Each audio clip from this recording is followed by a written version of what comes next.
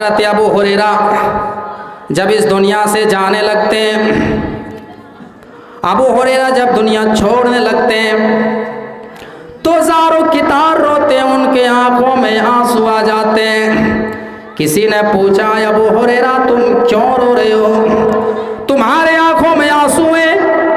तुम तो नबी अकरम की सोहबत में बैठ करके हदीसों को रिवायत किया है, बहुत सारी हदीसों को याद किया है और उम्मत तक पहुंचाया है। तुम्हें फिक्र करने की क्या ज़रूरत है? तुम्हें गम करने की क्या ज़रूरत है?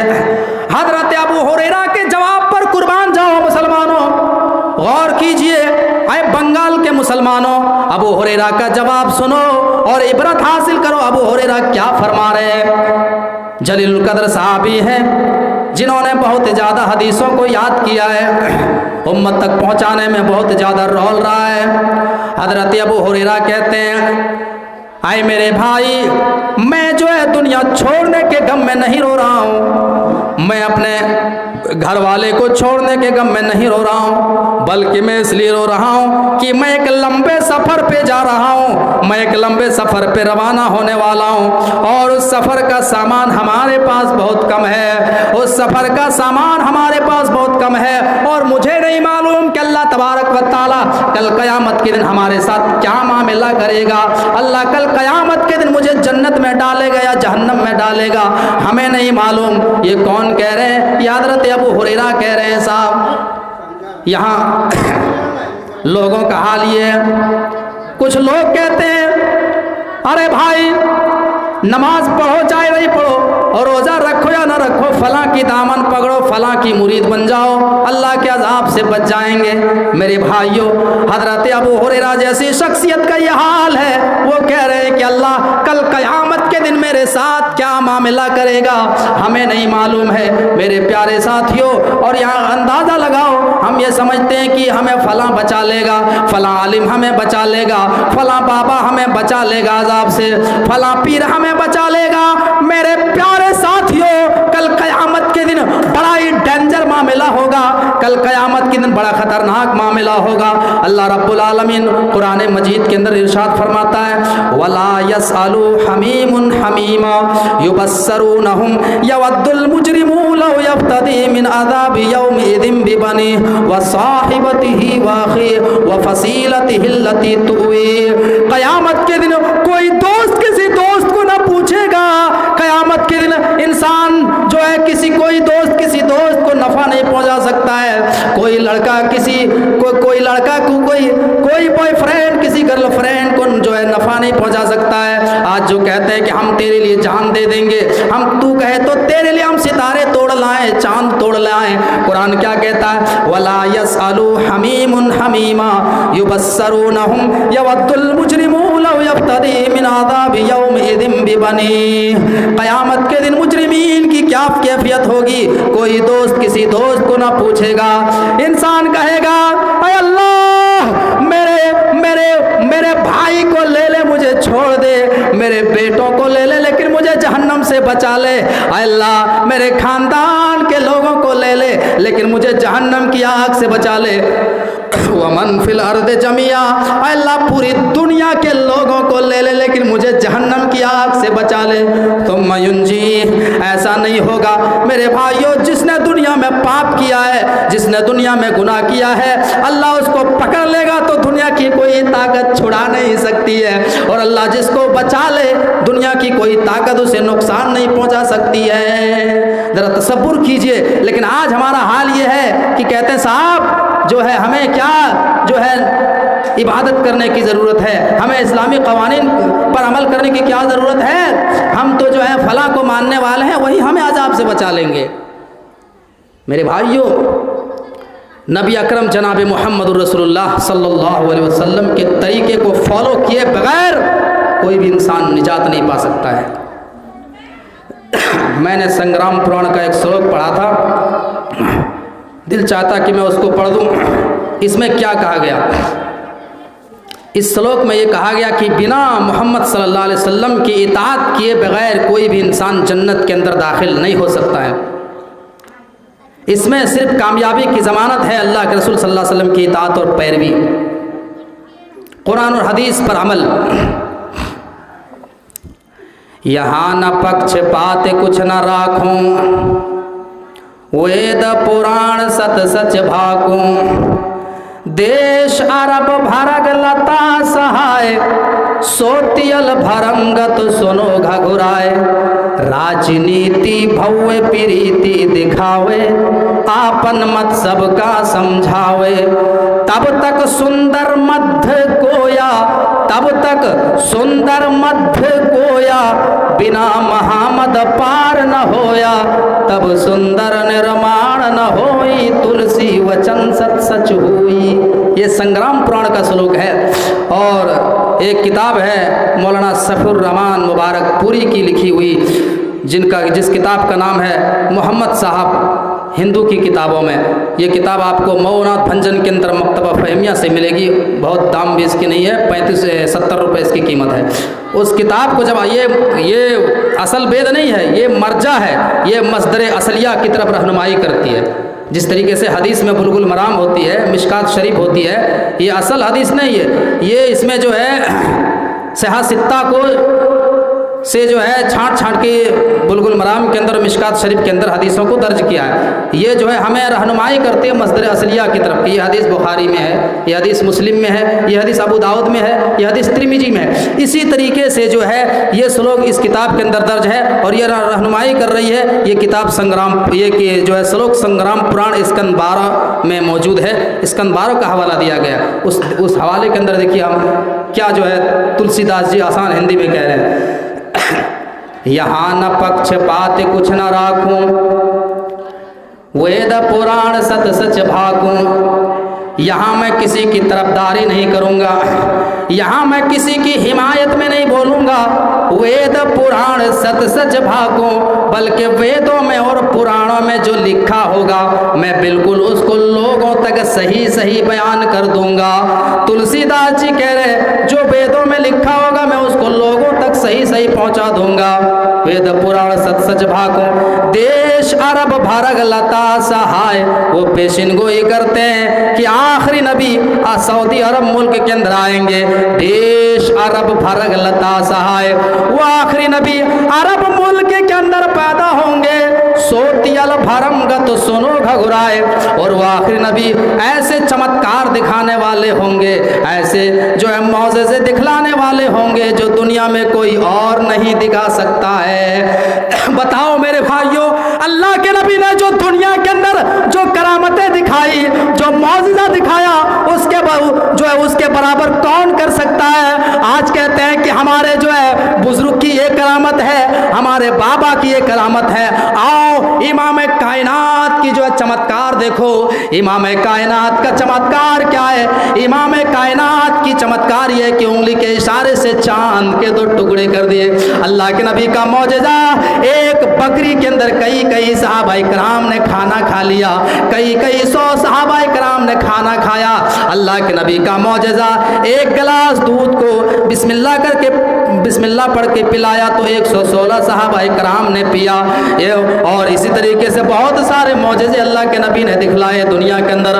और ये उम्मत को मैसेज दिया, मेरे प्यारे साथियों, कि इस नबी को मान लो, ये आखिरी नबी है और ये बरहक है, ये हक है, ये अनहोनी बातें दिखाने वाले, ये मौजज़े दिखलाने वाले आखिरी नबी। सोतियल भरमगत सुनो घघुराए, राजनीति भव्य प्रीति दिखावे। वो नबी जो है राजनीतिक करने वाले होंगे, दुनिया में जो है सियासत करने वाले होंगे। राजनीति भव्य प्रीति दिखावे, आपन मत सबका समझावे। तब तक सुंदर मध्य कोया, बिना महामद पार न होया। तब तक सुंदर मध्य कोया, मध्य के मन मीठी, कोया मन आवाज। जब तक मीठी और सुरीली आवाज यानी कुरान की आवाज दुनिया के अंदर बाकी रहेगी, बिना महामद पार न होया, तब तक बिना महामद के कोई भी आदमी पार नहीं हो सकता है। मेरे प्यारे साथियों, कुरान और हदीस की इताअत किए बगैर कोई भी इंसान जन्नत के अंदर एंट्री नहीं कर सकता है। अगर आपको जन्नत के अंदर जाना है, अगर आपको पैराडाइज के अंदर जाना है, तो आप कुरान की एक आयत पे अमल करें, कुरान को देखें और इमाम कायनात की सही हदीस पे अमल करें, हमें तीसरी चीज़ की ज़रूरत नहीं है। आज लोग कहते हैं इसको भी मानो तब तुम जन्नत में जाओगे। नहीं नहीं मेरे भाइयों, हमारे पास सबसे बड़े हथियार हैं। हमारे पास अल्लाह का कुरान है, हमारे पास अल्लाह की किताब है और मुस्तफ़ा का फरमान है। आमिना के लाल जनाब मोहम्मद रसूलुल्लाह सल्लल्लाहु अलैहि वसल्लम को हम जानते हैं, उसके अलावा जो है हम किसी को नहीं जानते हैं। इमाम कायनात के फरमान को हम जानते हैं, कुरान करीम को जानते हैं। मेरे प्यारे साथियों, तो यहाँ पर ये कहा गया कि बिना मोहम्मद पार न होया, बिना मोहम्मद सल्लल्लाहु अलैहि वसल्लम की कोई भी आदमी निजात नहीं पा सकता है। ज़रा गौर कीजिए, हमारे मुआशरे के अंदर आओ, एक बहुत बड़ी बुराई पाई जा रही है। वो कौन सी बुराई है? आओ, अल्लाह के नबी ने इस बुराई की कैसे इस्लाह की, अल्लाह के नबी ने मुआशरे की बुराई को कैसे दूर किया। कौन सी बुराई? जो बुराई अल्लाह के नबी इस दुनिया में ख़त्म करने के लिए आए थे, वो कौन सी बुराई? वो शिर्क की बुराई। अल्लाह के नबी ने शिर्क को जो है मिटाया और दुनिया में तौहीद को बुलंद करने के लिए आए थे। मेरे प्यारे साथियों, आज हमारे मुआशरे के अंदर जो है शिर्क बहुत तेज़ी के साथ फैलती चली जा रही है। हमारे अहले हदीसों में भी जो है देखा जाता है, हमारे ऊपर कोई मुसीबत आती है, हम लाल काले पीले धागे बंधवा लेते हैं और ये हमारा अकीदा होता है कि इससे हमारी बीमारियां सही हो जाती है, इससे हम परेशानियों से बच जाएंगे। मेरे प्यारे साथियों, इन्हीं चीज़ों को तो ख़त्म करने के लिए इमाम कायनात आए थे। मेरे भाइयों, तुम्हारा ईमान लाल पीले काले धागे ऊपर नहीं होना चाहिए, बल्कि तुम्हारा ईमान अल्लाह रब्बुल आलमीन के ऊपर होना चाहिए। अल्लाह कहता है, मा असाब मिन मुसीबतिन इल्ला बिइज़्निल्लाह व मन युमिन बिल्लाहि यहदि क़ल्बहु वल्लाहु बिकुल्लि शैइन अलीम।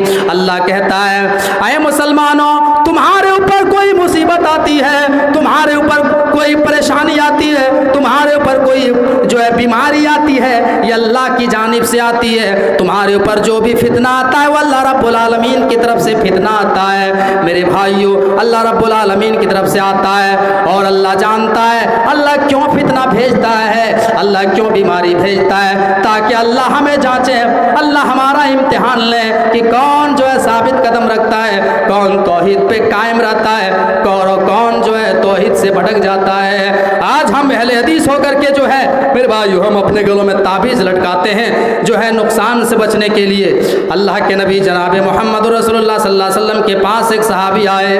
आओ, अल्लाह के नबी ने अपने मुआशरे की इस्लाह कैसे किया? गौर कीजिए, अपने मुआशरे की इस्लाह किस चीज़ से किया? तौहीद से किया।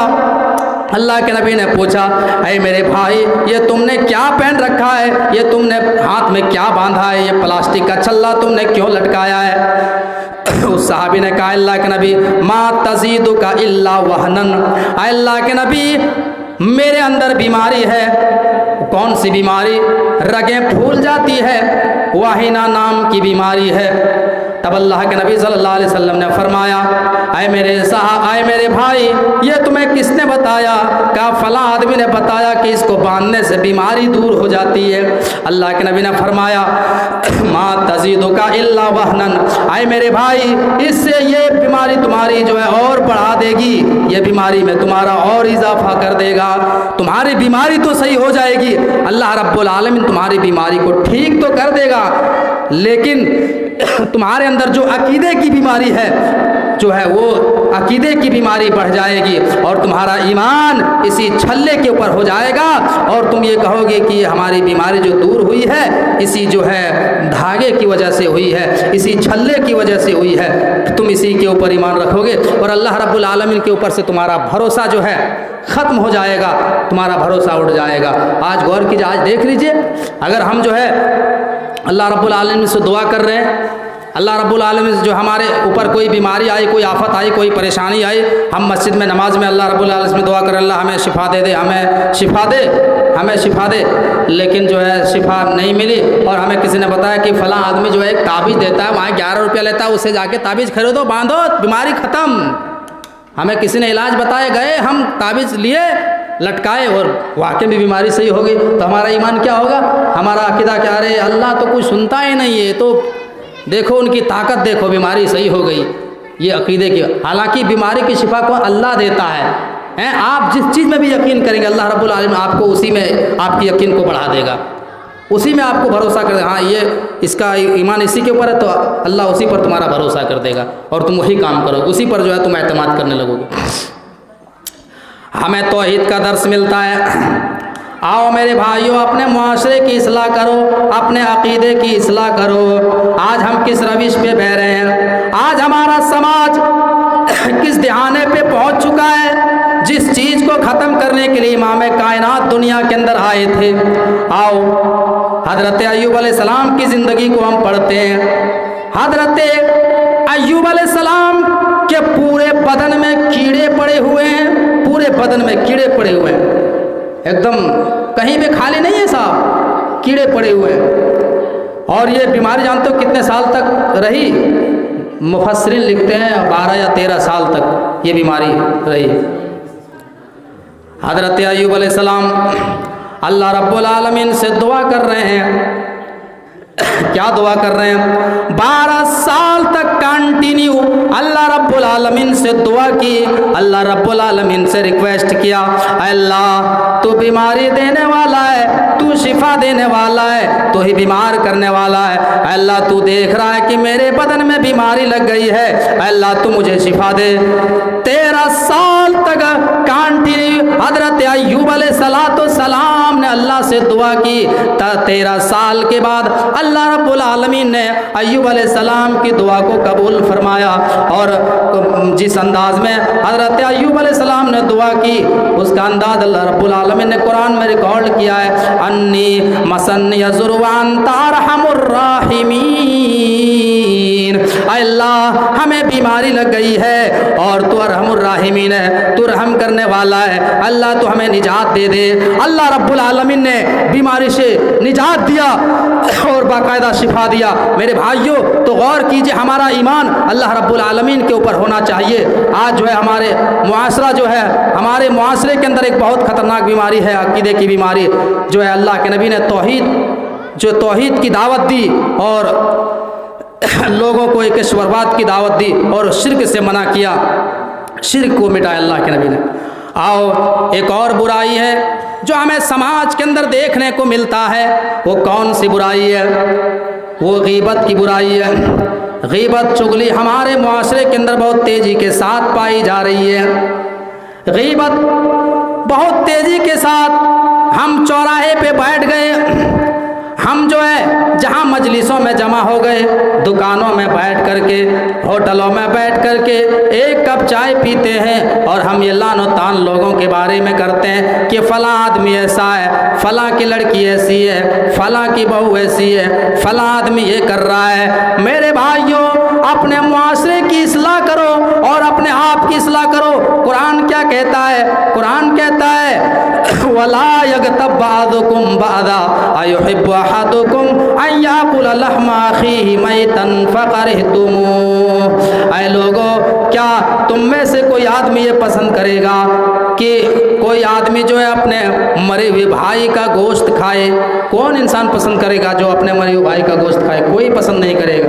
अल्लाह कहता है कि जो किसी की गीबत करता है, जो किसी की पीठ पीछे बुराई करता है, उसकी मिसाल ऐसे है जैसे वो अपने मरे हुए भाई का गोश्त खा रहा है। अपने मरे हुए भाई का गोश्त खाना और किसी की गीबत करना, ये दोनों मुतरादिफ हैं, ये दोनों बराबर हैं। और हमारी माएँ बहनें, तुम्हें भी कह देना चाहता हूँ कि इस मामले में, गीबत और चुगली के मामले में आपका नंबर हमसे आगे है। आपका नंबर जो है हमसे आगे है, हमसे भी तुम आगे हो। किसी शायर ने क्या खूब कहा है कि गीबत में सबसे ज़्यादा औरत की ज़ात है, चुगली तो उनके सामने बस दाल भात है। ये जहाँ जमा हो गई, खामोश बैठी नहीं, कुछ ना कुछ इसकी तान, उसकी तान, इसकी बुराई, फलां की बहू ऐसी, फलां की लड़की ऐसी, फलां के लड़के ऐसे, कुछ ना कुछ वो है जो गीबत लान और तान में मशगूल रहती है। आओ इस ताल्लुक़ से मैं एक हदीस आपके सामने बयान करता हूँ। मेरे भाइयों, अबू दाऊद की हदीस है। मेरे भाइयों गौर कीजिए, चाहे वो मर्द हो चाहे वो औरत हो, अल्लाह रब्बुल आलमीन कहता है मा यल्फिज़ु मिन क़ौलिन इल्ला लदैहि रक़ीबुन अतीद। आए मुसलमानों, चाहे मर्द हो चाहे ख़वातीन हो, तुम जो भी बोलते हो और ख़वातीन जो भी बोलती है, दोनों के अल्फाजों को लिखा जा रहा है। लिखने वाले कातिब लिख लेते हैं, एक एक लफ्ज़ पे पहरा है, एक एक लफ्ज़ पे अल्लाह रब्बुल आलमीन ने पहरा बिठाया है। आओ मैं बताता हूँ कि गीबत करने वाले का अंजाम क्या है। इमाम कायनात जनाब मुहम्मदुर रसूलुल्लाह सल्लल्लाहु अलैहि वसल्लम को जब मेराज कराई गई, इस पर हमारा ईमान है, हमारा अकीदा है, लोग चाहे माने या ना माने, हमारा ईमान है कि इमाम कायनात ने एक ही रात में जन्नत का भी मुआयना किया, जहन्नम का भी दौरा किया, 7वां आसमान गए, एक ही रात में खाने काबा से बैतुल मुकद्दस गए, एक ही रात में। मेरे भाइयों, अकल से परे है ये वाकया, लेकिन ये हक है, ये जो है सब मानते हैं, ये सब है, ये सब इसको मानते हैं। मेरे भाइयों, अल्लाह के नबी जनाब मुहम्मदुर रसूलुल्लाह सल्लल्लाहु अलैहि वसल्लम जब मेराज में गए तो आपने कुछ लोगों को इस हाल में देखा। किस हाल में देखा? अल्लाह के नबी फरमाते हैं, लम्मा उरिजा बिमरारतु बिक़ौमिन लहुम अज़फ़ारुन मिन नुहास यख़मिशूना वुजूहहुम व सुदूरहुम फ़क़ुल्तु मन हाउला या जिब्राईल।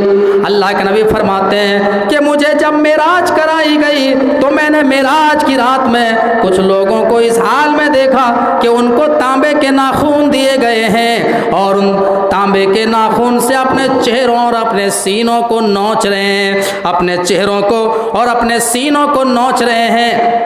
अल्लाह के नबी सल्लल्लाहु अलैहि वसल्लम ने जिब्राइल से सवाल किया, फ़क़ुल्तु मन हाउला या जिब्राइल, अल्लाह ऐ जिब्राइल, ये कौन लोग हैं जिनको इतने दर्दनाक सजा दी जा रही है, जिनको जो है तांबे के नाखून दिए गए हैं और अपने चेहरों को और सीनों को नोच रहे हैं। तब हज़रत जिब्राइल ने फरमाया, आए अल्लाह के नबी, ये आपकी उम्मत के वो लोग हैं जो दुनिया के अंदर चौराहों में बैठ करके लानो तान किया करते थे, गीबतें किया करते थे, लोगों के पीठ पीछे बुराई किया करते थे जो और उनकी इज्जतों पे हमला किया करते थे, जिनकी वजह से ये सज़ा इनको दी जा रही है। गौर कीजिए कितनी डेंजर सज़ा अल्लाह के नबी सल्लल्लाहु अलैहि वसल्लम ने मेराज की रात में देखा। मेरे भाइयों, आज हमारे मुआशरे के अंदर जो है ये गीबत जैसी बुराई पाई जा रही है, गीबत जैसी बुराई। गौर कीजिए, अपने मुआशरे की इस्लाह करनी है तो गीबत जैसी बुराई को दूर करना पड़ेगा और अपने आप को गीबत से बचाना पड़ेगा और लोगों को बताना पड़ेगा कि गीबत बहुत बड़ा गुनाह है। सहाबाए कराम ने जो है, अल्लाह के नबी सल्लल्लाहु अलैहि वसल्लम ने सहाबाए कराम से कहा, हल तदरून मल गीबा, क्या तुम्हें मालूम है कि गीबत क्या है? तब सहाबाए कराम ने कहा कि अल्लाह के नबी, अल्लाहु आलम, अल्लाह और उसके रसूल बेहतर जानते हैं। तब अल्लाह के रसूल ने फरमाया, ज़िक्र का आखा का बिमा यकरा, गीबत की तारीफ़ यह है कि तुम अपने भाई की ज़िक्र इस अंदाज में करो कि उसको पता चले कि हमारे बारे में ये बातें की जा रही थी तो उनको बुरा लगे, उनके दिल में तकलीफ़ पहुँचे, तो ये गीबत है। कहा सहाबा इकराम ने, अल्लाह के नबी, अगर वो चीज़ें उसके अंदर पाई जाती हैं और हम चर्चा करें तो, अगर हम कहें तो, कहा ये इसी को तो गीबत कहते हैं, और अगर उसके अंदर नहीं पाई जाती और तुम अगर बोल रहे हो तो ये बहतान है, जो बहतान तो और बड़ा गुनाह है। मेरे भाइयों, ज़रा तसब्बुर कीजिए, हमारे मुआशरे में गीबत पाई जा रही है। इस बुराई से अपने आप को बचाएं, अपने दामन को बचाएं, अगर अपने आप को जहन्नम से बचाना है तो। हम अपनी बातों को ख़त्म करेंगे, एक पॉइंट और बयान करेंगे। अपने मुआशरे से अगर बुराई को ख़त्म करना है और अपने मुआशरे की इस्लाह करनी है मेरे भाइयों, तो अपने आप जो है आपको इल्म दीन हासिल करना पड़ेगा। दीन का इल्म हासिल करो। दीन के इल्म हासिल किए बगैर जो है आप इस मुआशरे की इस्लाह नहीं कर सकते हैं। मुआशरे की इस्लाह करने के लिए आपको कुरान और हदीस का इल्म हासिल करना पड़ेगा। हाँ, अल्लाह तबारक व ताला कुरान में कहता है, कुल हल यस्तविल लज़ीना यअलमून वल्लज़ीना ला यअलमून, ऐ नबी क्या जो आलिम है, जो जानकार है, और जो गैर आलिम है, क्या ये दोनों बराबर हैं? क्या ये दोनों बराबर हो सकते हैं? ये दोनों बराबर नहीं हो सकते हैं। मेरे प्यारे साथियों, आप अगर मुआशरे के अंदर इस्लाह करने निकले हैं, आप लोगों को समझाने निकले हैं, आप लोगों को जो है तबलीग करने निकले हैं, तो आपके पास कुरान का इल्म होना चाहिए, सही हदीस का इल्म होना चाहिए। आज यहाँ एक जमात पढ़े नहीं है साहब, निकल गए तबलीग करने के लिए, 3 दिन का चिल्ला, 40 दिन का चिल्ला लगा दिए। तबलीग करना बुरी नहीं है, तबलीग अच्छी चीज़ है। अल्लाह के नबी दुनिया में तबलीग करने के लिए, हम भी तबलीग कर रहे हैं, कोई बुरा काम नहीं कर रहे हैं, तबलीग गलत नहीं है मेरे भाइयों। हम कुरान और हदीस का पैगाम लोगों तक पहुंचा रहे हैं, कुरान और हदीस की दावत हम दे रहे हैं, ये भी हम तबलीग कर रहे हैं, हम कोई गलत काम नहीं कर रहे। तबलीग गलत नहीं है, लेकिन ये जो मुतय्यन करते हैं, दीन फिक्स करते हैं, ये 3 दिन का, 40 दिन का, 35 दिन का, ये कहाँ है इस तरीके से? बताइए, अल्लाह के रसूल ने ये तबलीग करने के लिए दिन मुतय्यन किया है? 40 दिन का चिल्ला लगाने का हुक्म दिया है? अगर आपको तबलीग करनी है तो कुरान की तबलीग करो, हदीस की तबलीग करो। आप पहले मदरसे में दाखिला लो, से 6 साल 8 साल जाके इल्म हासिल करो, हदीस की किताबों को पढ़ो, सही मुस्लिम, सही बुखारी, अबू दाऊद, तिरमिज़ी, नसाई, इब्न माजा, कुरान की तफसीर को पढ़ो, तब जाकर के आप जो है लोगों की तबलीग करेंगे। क्या तबलीग करेंगे? आज मेरे भाइयों, लोगों ने मजाक बना के रख दिया शरीयत को। साहब कुछ पढ़े नहीं है, निकल गए लोगों को समझाने। ऐसे लोग क्या बताएंगे समाज को जो है, और इस्लाह करने के बजाय लोगों को और बिगाड़ करके रख देंगे। इस्लाह करने के लिए इल्म का होना बहुत ज़रूरी है, इल्म दीन का हासिल होना बहुत ज़रूरी है। लेकिन आज जो है कुछ जो है, हम ये कहेंगे कि 1-2 किताबें ऐसे ही पढ़ लिया और निकल गए साहब, न सही हदीस का इल्म है, नहीं कुरान का इल्म है। ये बिल्कुल अनाड़ी बंदर जैसे काम। अनाड़ी बंदर जानते हो ना? मैं किसी के ऊपर तनकीद नहीं कर रहा हूँ, मैं अपने आप के ऊपर ढाल रहा हूँ। मैं जो जैसे, अगर हम पढ़े हुए नहीं हैं, हमारे पास इल्म नहीं है, अब हम निकल गए साहब, जैसे अनाड़ी बंदर जो है, अनाड़ी बंदर, उसको कुछ मालूम नहीं है, उसको जो है थोड़ा बहुत सेविंग करने के लिए सिखला दो और उसको नाई की दुकान में बैठा दो, नाई की दुकान में बाल बनाने के लिए उसको नाई की दुकान में बैठा दो, और वहाँ आप जाएं हजामत बनवाने के लिए, बाल बनवाने के लिए, तो बजाय वो अनाड़ी बंदर आपके बाल सेविंग करने के बजाय, बाल काटने के बजाय, दाढ़ी सेविंग करने के बजाय वो आपकी गर्दन काट डालेंगे, ऐसे गर्दन ही काट डालेंगे। ऐसे ही आज हमारे कुछ लोग 1-1 किताबें पढ़ के, 2-2 किताबें पढ़ के जो है निकल जाते हैं समाज के अंदर, मिंबरों में जाके खुतबा देते हैं, मुसल्ले में जाकर के दर्स देते हैं, जिनको ना सही हदीस का इल्म है, ना जो है एक जमात अरबी मदारिस में पढ़े हुए हैं। मेरे भाइयों, ये जब दीन के जो है तबलीग करेंगे, ये जो है अनाड़ी बंदर का काम है, ये दीन को और बर्बाद करके रख देंगे। आज यही हो रहा है। पूरा हिंदुस्तान का हाल देखिए मेरे भाइयों। हमसे अगर कोई सवाल करता है, एक मसला पूछता है, तो हम 10 बार सोचते हैं कि इसको कैसे जवाब दें। हम डरते हैं, कोई अगर हमसे फतवा पूछता है तो हमने कहा हम मुफ्ती नहीं है भाई, हम जो है सोच करके बताएंगे, किताबों का मुताला करेंगे, तब हम जवाब देंगे। यहाँ तो साहब एक जमात पढ़े, जो भी सवाल पे धड़ल्ले पे जवाब देते चले जा रहे हैं, बहुत बड़े अल्लामा मुफ्ती बन जाते हैं साहब। ऐसा थोड़ी ना होता है। मुआशरे की इस्लाह अगर आप करने निकले हैं तो आपके अंदर कुरान और हदीस का इल्म होना चाहिए, आपको सही हदीस का जो है इल्म आना चाहिए, तब जाकर के आप तबलीग करिए। तबलीग बुरी चीज़ नहीं है मेरे भाई, तबलीग बहुत अच्छी चीज़। तबलीग जो है तमाम नबियों की तबलीग जो है, मिशन जो है तबलीग रही है। लेकिन जो है इसको लोग गलत तरीके से जो है कर रहे हैं और गलत तरीके से पेश कर रहे हैं। जो है हम जो है इस्लाही मुआशरा के ताल्लुक़ से बातें कर रहे थे, और शायद जो है वक्त काफ़ी ज़्यादा हो चुका है, इसलिए हमें जो है पर्ची लिख के दे दिया गया। हम यहीं से आइए हम अपनी बातों का इख्तिताम करते हैं। हम अल्लाह रब्बुल आलमीन से दुआ करते हैं कि अल्लाह हमको जब तक इस दुनिया में ज़िंदा रख, ईमान की हालत में ज़िंदा रख, और जब हमारी ख़ात्मा हो तो ईमान की हालत में ख़ात्मा फरमा। अल्लाह हमको जब तक इस दुनिया में ज़िंदा रख, कुरान और हदीस के मुताबिक अमल करते हुए ज़िंदा रख, और जब हमारी ख़ात्मा हो तो ईमान और तौहीद पर ख़ात्मा फरमा। अल्लाह समाज में जो परेशान हाल हैं उनकी परेशानी को दूर फरमा। अल्लाह जो बीमार हैं उनको शिफाए कामिला व आजिला अता फरमा। अल्लाह जो हॉस्पिटल में एडमिट हैं उनकी दवाओं में तंदुरुस्ती कूट कूट के भर दे। अल्लाह समाज के अंदर जो कर्जदार हैं उनके कर्ज को चुकाने के लिए कोई रास्ता अता फरमा। अल्लाह हमारे जो उलमा जेलों में बेकसूर सज़ा काट रहे हैं, जेलों में जो बेकसूर सज़ा काट रहे हैं, अल्लाह उनको तो बाइज़्ज़त बरी करवा दे, उनके लिए कोई रास्ता निकाल। अल्लाह उलमा जहाँ जहाँ परेशान हैं उनके लिए तो आसानियाँ पैदा फरमा। अल्लाह जो लोग जिनकी नज़र हमारे मदारिस के ऊपर है, अल्लाह उनकी नज़रों को दूसरी तरफ फेर दे। अल्लाह जो हमें टारगेट बना रहे हैं, जो हमारे बड़े बड़े अकाबरीन को, जो बड़े बड़े उलमा को जो है पकड़ पकड़ के जो है सलाखों में डाले जा रहे हैं, अल्लाह तो उनको अक्ल सलीम अता फरमा। अल्लाह जो परेशान हाल हैं उनकी परेशानी को दूर फरमा। अल्लाह जो बेकसूर सज़ा काट रहे हैं उनको तो किसी तरीके से बाइज़्ज़त बरी करवा दे। अल्लाह दुनिया के किसी भी कोने में जहाँ जहाँ मुसलमान परेशान हैं, अल्लाह उनकी परेशानी को दूर फरमा। अल्लाह हमको जब तक इस दुनिया में ज़िंदा रख, ईमान पर ज़िंदा रख, और जब तक हमारी खात्मा तो ईमान पर खात्मा फरमा। व आखिरु दावाना अनिल हम्दुलिल्लाहि रब्बिल आलमीन। अस्सलामु अलैकुम व रहमतुल्लाहि व बरकातुहू।